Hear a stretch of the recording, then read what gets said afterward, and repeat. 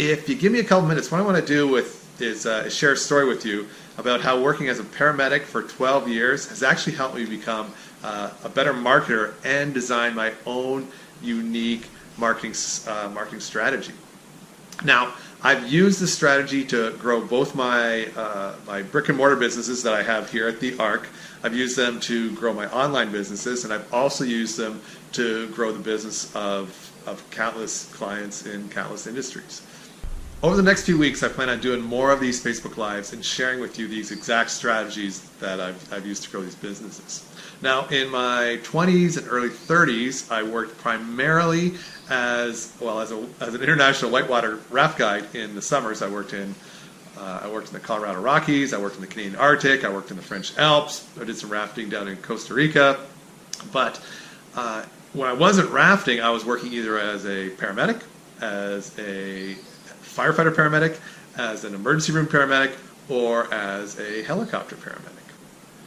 As a helicopter emergency room paramedic, I was one of the most highly trained paramedics in all of North America. I could ventilate a chest with a needle. I could administer blood products. I could administer paralytic drugs. I could work multi-channel IV pumps. I could operate automatic ventilators. I had some pretty cool tools in my tool belt. And where most paramedics get off on using all those tools, I took a slightly different approach. Now, where most medics get really excited by what they could do to the patient, administer the drugs, get the IV, intubate, all that cool stuff. What I focused on more was what I could do with the patient and for the patient. And that's a significant difference in detail there. As a firefighter, while all the other firefighters were fighting over who could grab the jaws of life so that they could cut the roof off the car, instead I was grabbing a blanket so that I could crawl into the car to be with the patient while the roof was getting cut off.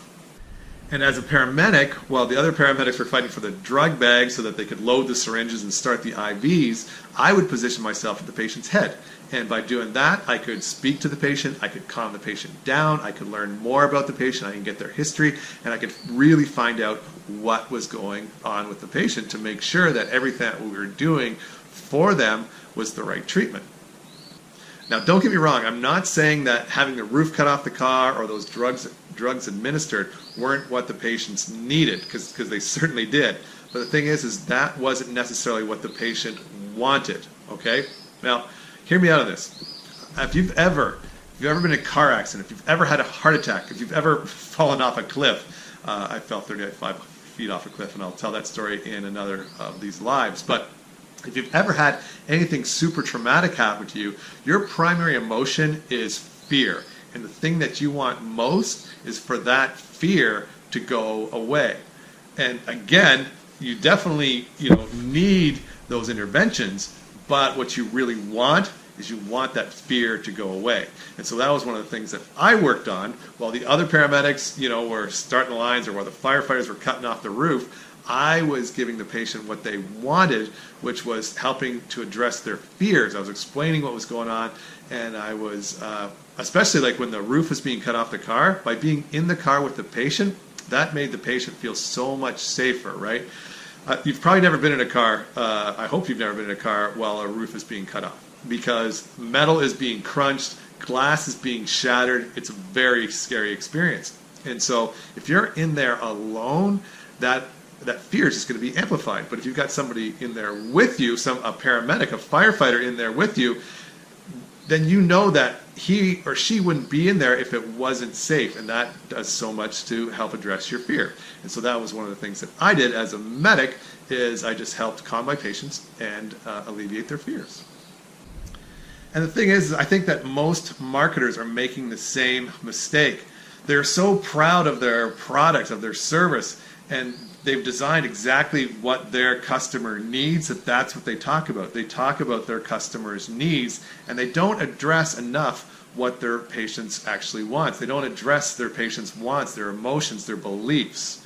Okay? And so that's why I came up with the Empathic Marketing Strategy. Okay? This isn't woo-woo stuff. This is getting to know who your audience is, and then addressing their primary pain points and providing them with the solutions in the language that they want to hear that makes them feel safe. Okay? Does that make sense?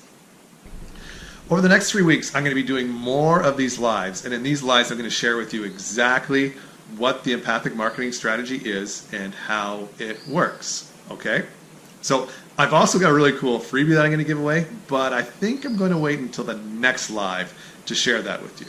What you need to do right now, though, is you can either like my Facebook page or subscribe to my YouTube channel, or you can do both. By doing those things, you'll be sure not to miss my next live, and you'll where I'm going to explain what that really cool freebie is.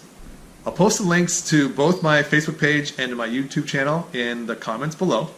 And so watch out for my next live, which is going to happen in the next couple of days. In that live, I'm going to share with you a story about a woman whose life I saved on a bus, and how the lesson that can be taken away from that incident can also be used to save the lives of countless businesses. All right, so you don't want to miss that lesson.